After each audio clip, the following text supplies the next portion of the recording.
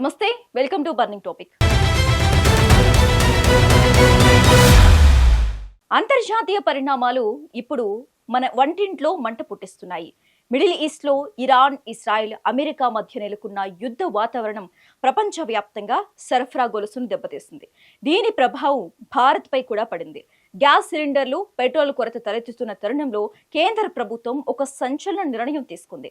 సామాన్యుడి వంట పొయ్యి వెలగాలనే లక్ష్యంతో మళ్లీ కిరోసిన్ పంపిణీని పునరుద్ధరించింది. అసలు కేంద్రం విడుదల చేసిన గెజిట్ ఏం చెబుతోంది?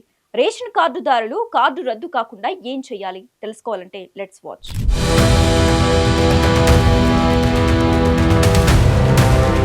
భారత్లో ప్రస్తుత గ్యాస్ కొరతపై భయాందోళనలు ఉన్నప్పటికీ ప్రభుత్వం ఎటువంటి కొరత లేదని స్పష్టం చేస్తోంది.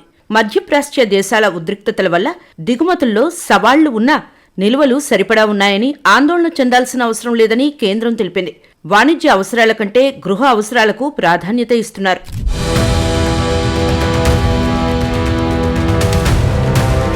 మిడిల్ ఈస్ట్లో యుద్ధం ముదురుతుండటంతో భారత్లో ఇంధన సెగలు మొదలయ్యాయి. ఇప్పటికే కొన్ని రాష్ట్రాల్లో గ్యాస్ సిలిండర్ల కొరత కనిపిస్తోంది.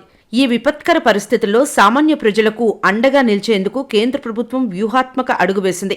దేశవ్యాప్తంగా పబ్లిక్ డిస్ట్రిబ్యూషన్ సిస్టమ్ ద్వారా కిరోసిన్ పంపిణీని తక్షణమే పునరుద్ధరిస్తూ ఉత్తర్వులు జారీ చేసింది.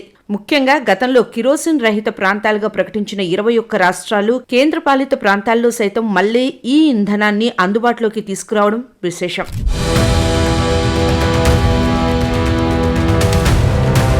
కేంద్ర పెట్రోలియం, సహజవాయు మంత్రిత్వ శాఖ గెజిట్ ఎస్ఓ 1630 విడుదల చేసింది. ఈ ఉత్తర్వుల ప్రకారం వంట అవసరాల కోసం కిరోసిన్ను 60 రోజుల పాటు అత్యవసరంగా పంపిణీ చేయనున్నారు. గృహ వినియోగదారులకు ఇబ్బంది కలగకుండా పెట్రోలియం నిబంధనలను కేంద్రం సడలించింది.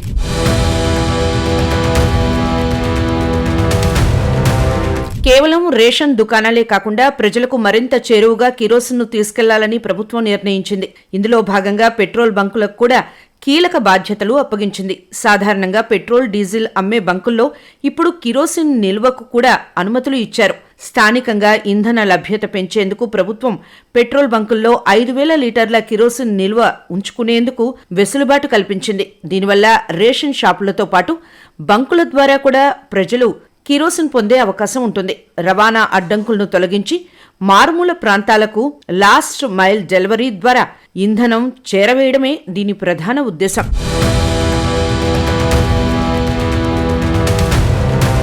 ప్రభుత్వం ఇంధనం అందిస్తున్న వినియోగదారులు తమ రేషన్ కార్డుల వినియోగంలో అప్రమత్తంగా ఉండాలి. సరఫరా పునరుద్ధరణ నేపథ్యంలో నిబంధనలు కఠినతరం చేశారు. అశ్రద్ధ వహిస్తే కార్డు రద్దయ్యే ప్రమాదం ఉంది. చాలా కాలంగా రేషన్ తీసుకొని వారు లేదా కేవైసీ పూర్తి చేయని వారి కార్డులు సస్పెండ్ అయ్యే లేదా రద్దయ్యే అవకాశం ఉంది. ప్రభుత్వం పంపిణీ చేసే కిరోసిన్ లేదా ఇతర సరుకులు పొందాలంటే ఆధార్ వివరాలను రేషన్ కార్డుతో అనుసంధానించి ఈ కేవైసీ ప్రక్రియను వెంటనే పూర్తి చేయాలి. ప్రభుత్వ కార్యాలయాల చుట్టూ తిరగాల్సిన అవసరం లేకుండా ఈ సమస్యను పరిష్కరించుకోవచ్చు. డిజిటల్ ఇండియా వేదికగా ఉన్న ఒక యాప్ ఇప్పుడు రేషన్ కార్డుదారులకు వరంగా మారింది.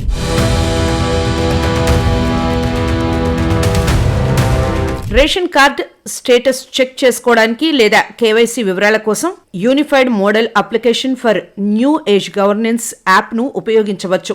ఇందులో మీ రేషన్ కార్డు వివరాలను అప్డేట్ చేయడం ద్వారా ఎలాంటి ఆటంకం లేకుండా ప్రభుత్వ పథకాలను, ముఖ్యంగా ప్రస్తుత కిరోసిన్ సరఫరాను పొందవచ్చు. ప్రస్తుతానికి ఈ పంపిణీ 60 రోజులకు పరిమితమైనప్పటికీ భవిష్యత్తులో యుద్ధ ప్రభావం, గ్యాస్ ధరల లభ్యత ఆధారంగా ఈ గడువును పెంచే యోచనలో ప్రభుత్వం ఉంది. సామాన్యుడికి వంటగదిలో మంట ఆరకుండా చూడటమే పరమావధిగా యంత్రాంగం కదులుతోంది.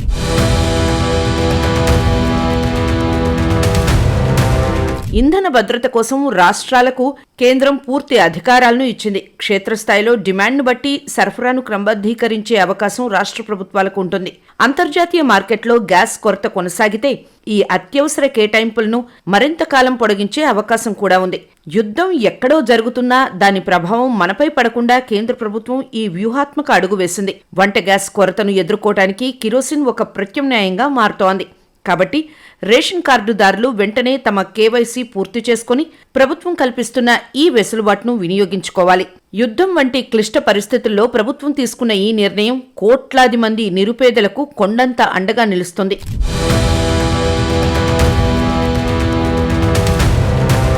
మొత్తానికి గ్యాస్ కొరతతో అల్లాడుతున్న సామాన్యుడికి ఈ కిరోసిన్ పంపిణీ నిర్ణయం ఒక గొప్ప ఊరట.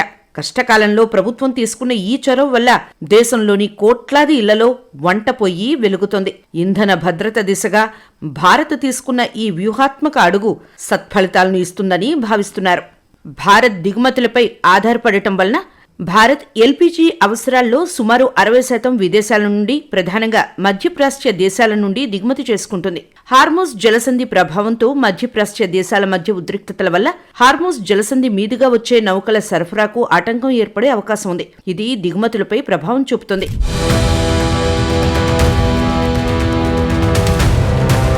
అయితే గ్యాస్ విషయంలో ప్రభుత్వం స్పష్టత ఇచ్చింది. గ్యాస్ నిల్వల్లో కొరత లేదని, పట్టణాల్లో 25 రోజులు, గ్రామీణ ప్రాంతాల్లో 45 రోజుల పాటు సరిపడా నిల్వలు ఉన్నాయని నీరజ్ మిట్టల్ తెలిపారు.